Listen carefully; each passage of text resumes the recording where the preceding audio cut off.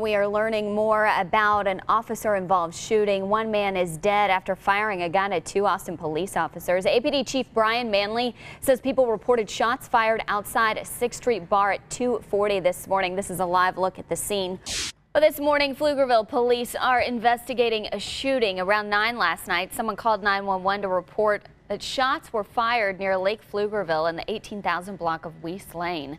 Austin Travis County EMS took one person to Seton-Wilco. The department's Criminal Investigation Division is working this case. If you saw anything or know anything, Pflugerville police want to hear from you. That number at the bottom of your screen there, 512-670-5700. FBI Director James Comey and NSA Director Mike Rogers spent the week testifying on Russia's alleged meddling in the U.S. election and the president's wiretapping claims. The House Intelligence Committee is now recalling them for a closed session where President Trump's former campaign chairman will also speak. Fox's Garrett Tenney has the latest. 7:03. Friends and family will gather this afternoon to remember Emily Ann Hacker. Hacker went missing last month. The 34-year-old was found in a shallow grave 8 days later in Burleson County. A preliminary autopsy report says Hacker died from blunt force trauma. Investigators believe she was killed in Milam County and then moved to Burleson County. So far, 5 people have been arrested in connection to her death.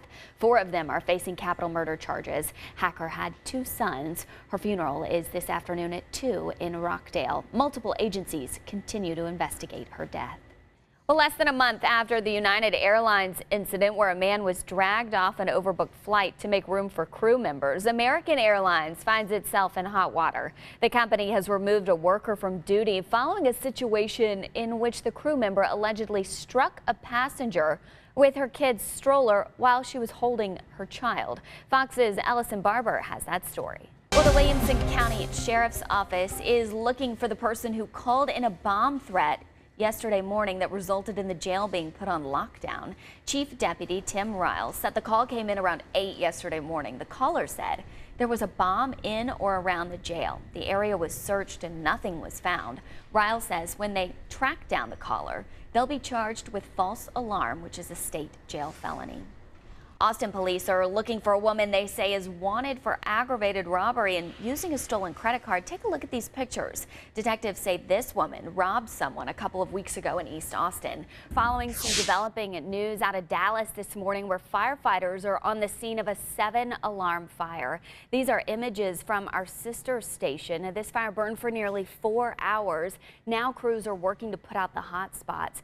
Thousands of people joined together at the Capitol to show their opposition to the president's handling of immigration policies in the U.S. The No Ban, No Wall rally was held at the Capitol steps Saturday.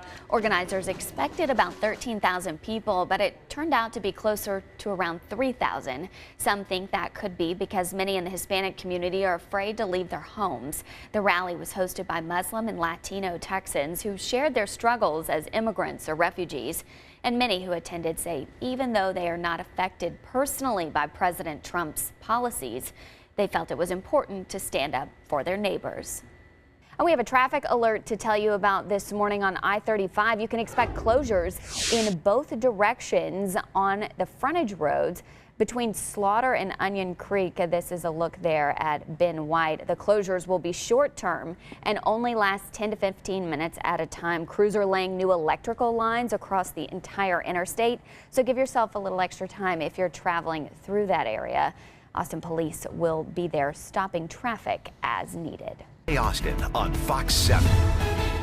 All right, the big game is tomorrow, but you can help out in a big way, too. The Super Bowl of Caring wraps up. Derek Chubbs is the president of the Central Texas Food Bank and here with us this morning. Thanks for being here. Good to see you. It's always good to be here. Thank you, Emily. This is such a special campaign, kind of riding the momentum of the Super Bowl. How's it going so far?